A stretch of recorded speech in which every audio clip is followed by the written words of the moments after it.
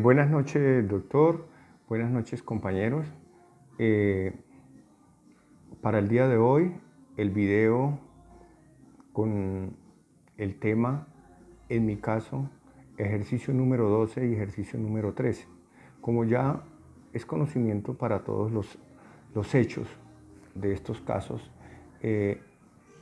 voy a proceder con las preguntas. En el caso número 12 nos hace la primera pregunta y dice, identifique si el caso anterior considera que hay delito. Efectivamente considero que sí hay delito. Segunda pregunta, si considera que hay alguno o algunos delitos, identifíquelos.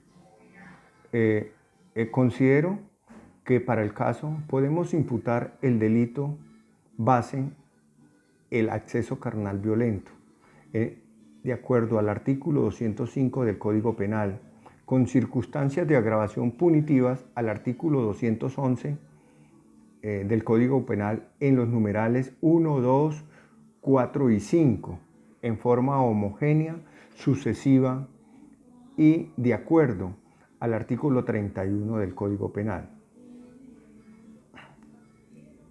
Esto se da en la complicidad por omisión por parte de la madre que tiene el cargo de la protección del bien jurídico, en este caso, que era su hija. Y igualmente para ella tendría el tipo penal de violencia intrafamiliar. Para estos hechos que fueron conocidos ya cuando la niña tenía 16 años, no había prescrito la acción de la pena porque la violación se había venido ocurriendo en forma homogénea y sucesiva, desde los 6 años hasta 10 años después, que fueron cuando ocurrió el desenlace del episodio, que fue el suicidio en estado de embarazo de la joven, en circunstancias de imposibilidad de tener una ayuda por parte de su madre o alguien. Pasamos a otra pregunta. Dice, determine la calidad en la que usted imputaría la conducta desde el determinador y cómplice o coactor, interviniente, actor. De acuerdo a los hechos, en mi caso imputaría en calidad de autor al padrastro de Daniela en los delitos de acceso carnal con circunstancias de agravación punitiva en los concursos agravación punitiva de acuerdo al numerales 1, 2, 4 y 5, y en la calidad de cómplice de ese hecho punible a la madre de la niña. Igualmente, como autor en la violencia intrafamiliar a la madre de Daniela. Considera que el padrastro debe responder por el homicidio de Daniela, pues fue un hecho el que abusó, el que llevó a su muerte. Sí, no, ¿por qué y en qué calidad? Considero que el padrastro no debe responder por delito de homicidio de Daniela. En la simple y llana razón es que ahí no hubo homicidio, ahí hubo un suicidio, ¿sí? Un suicidio, por lo tanto, pues se debe hacer la investigación desde esa perspectiva del delito.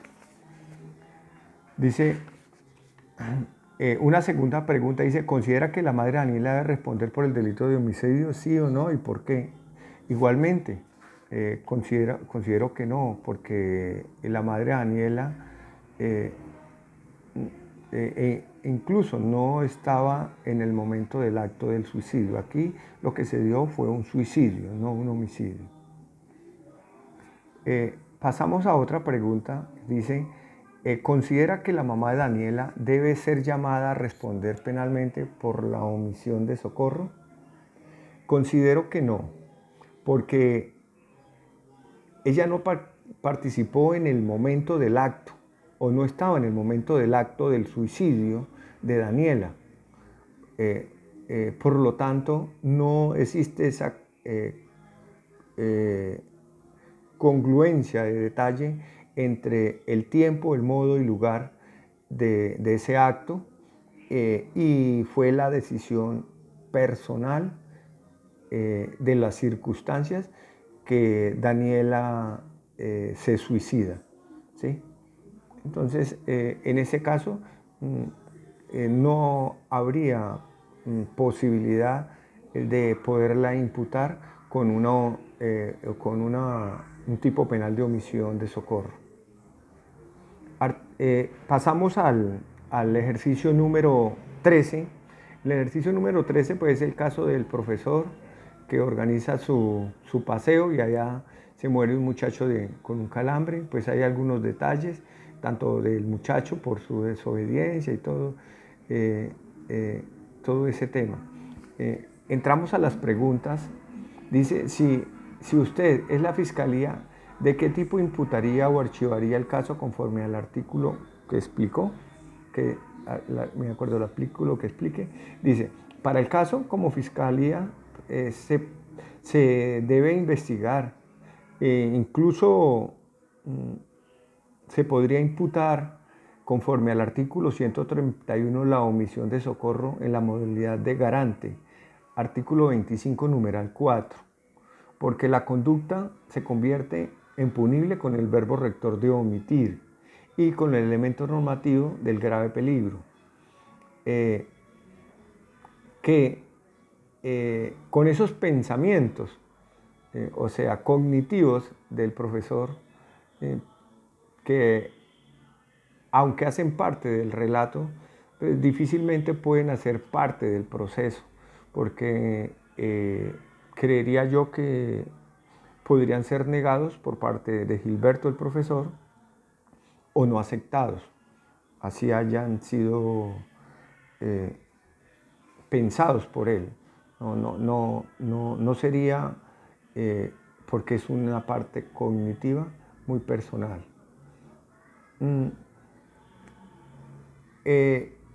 ¿Cómo se termina destruyendo el caso? Pues yo pensaría que con esa imposibilidad de poder demostrar la existencia de esa intención, de ese retardo, de esa ayuda que no le llegó, o cuando lo dieron ya era tarde. Pero en el proceso se puede demostrar que la muerte del joven se dio por circunstancias de salud. E incluso se podría pensar que si el profesor ingresa allá, podría también ser objeto, como le ha sucedido a muchos cuando han prestado la ayuda, de ya no ahogarse uno, sino ahogarse en dos. Por ese caso, pues yo pensaría que aunque podría ser objeto de la investigación y la imputación, terminaría un caso siendo cerrado y archivado a nivel del interés del derecho penal, ¿no? Porque podrían buscarse en el régimen civil alguna indemnización si hubieran los elementos suficientes para hacerlo.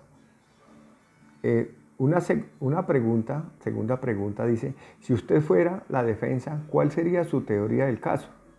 Pues como defensor mi argumento es demostrar que la ayuda solicitada se dio y que fueron las circunstancias de la discapacidad física lo limitó a dar la ayuda a tiempo, porque su habilidad se da dentro del agua y fuera del agua su discapacidad lo limita, en este caso al profesor Jorge. Igualmente fue el tema de salud y de la desobediencia de un joven que en estos hechos, un joven ya me lo imagino aunque no habla de la edad, estaban ya siendo sexto, pues ya tenía una edad suficiente, pero su indisciplina lo llevó a desobedecer al profesor, aunque son elementos muy circunstanciales, pero fue realmente ese problema de salud, ese calambre, que lo llevó a la imposibilidad de nadar y ser consumido por el agua hasta ahogarlo, ¿sí? Un calambre, pues, normalmente, pues, el calambre es un tema eh, sí, que se da por, por un problema muscular de cansancio o de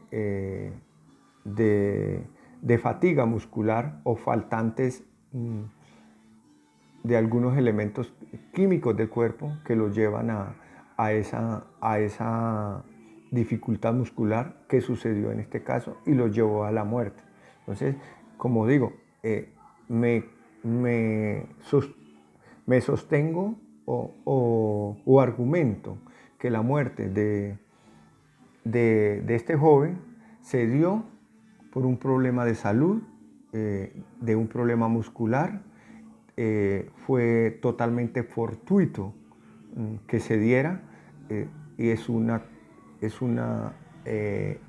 hecho que se da a nivel de las personas, y fue imposible que se le llegara la ayuda y terminara siendo ahogado. Entonces, demostrando con esto esa inexistencia de la tipicidad, porque la conducta del profesor nunca lesionó o puso en peligro algún bien jurídico tutelado por falta de la antijuridicidad material en la modalidad de dolo, que permite eliminar la culpabilidad generando la ruptura necesaria para que la conducta pueda tipificarse como punible. Entonces, pues en este caso quedamos con una respuesta en defensa, que efectivamente el hecho se dio en una forma fortuita por un problema de salud y desobediencia del joven, que aunque él tenía una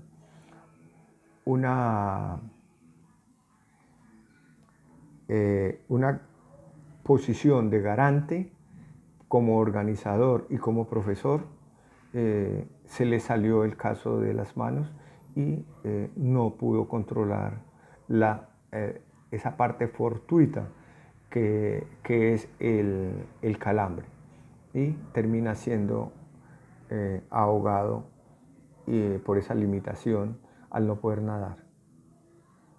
Dice, otra pregunta: ¿considera que si hay delito, sí o no, y por qué?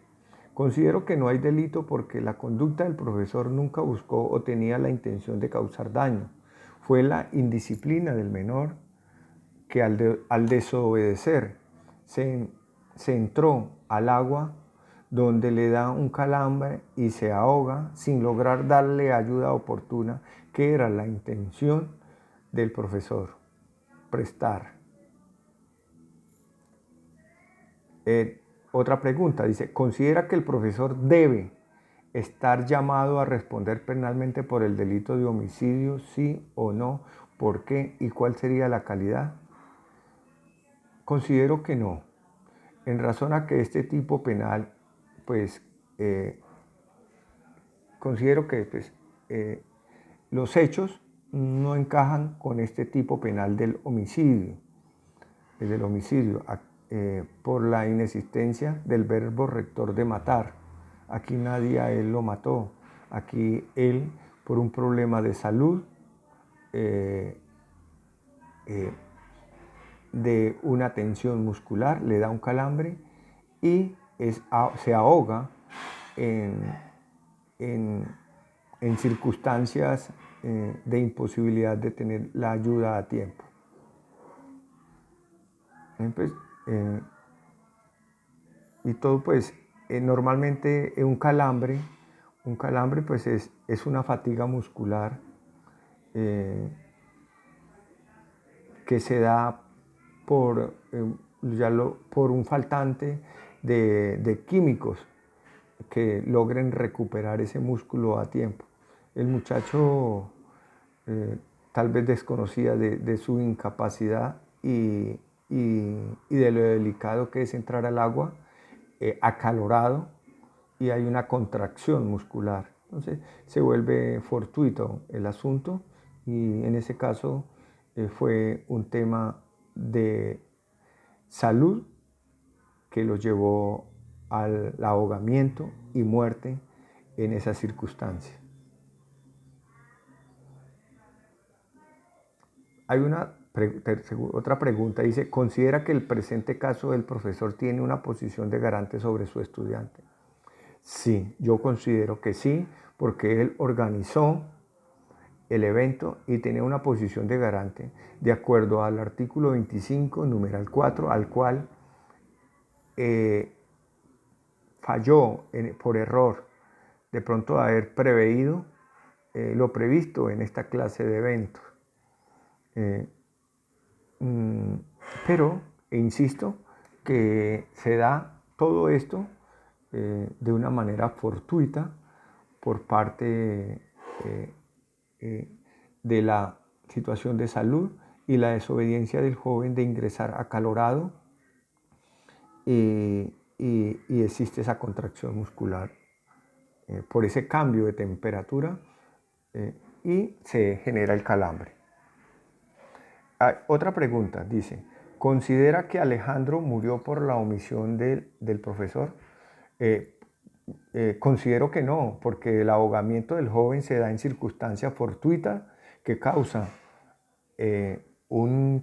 por causa de un problema de salud, por una tensión muscular que tiene le damos el nombre normal de un calambre, que suele aparecer debido al ejercicio o trabajo físico prolongado, especialmente en condiciones calurosas, o ese cambio de temperatura de estar acalorado y entrar al agua. ¿Sí? También estos calambres también se dan por la deshidratación, aquellas personas que tienen problemas en la edad, las personas que están embarazadas, les da estos calambres. Por estas ciertas condiciones médicas pueden aumentar, como se dice, el riesgo de que cuando uno entre al agua o en cualquier lugar le puede dar a uno un calambre, generando un dolor tensionante muscular. Al no controlar ese dolor, viene la angustia y lo lleva a la imposibilidad de nadar y quedar sometido al agua, y el agua termina, como se dice, ahogándolo. En cuanto a la ayuda, pues el profesor como garante nunca la negó, y cuando la prestó ya era tarde, pero fueron las circunstancias de tiempo, modo y lugar que llevaron a este desenlace de la muerte de este joven en esas condiciones. Esta ausencia de dolo material es de notar que esos pensamientos del profesor, pues lo repetimos, es un asunto personal, el cual en su momento o nunca podrían ser parte. No creería que una persona se vaya a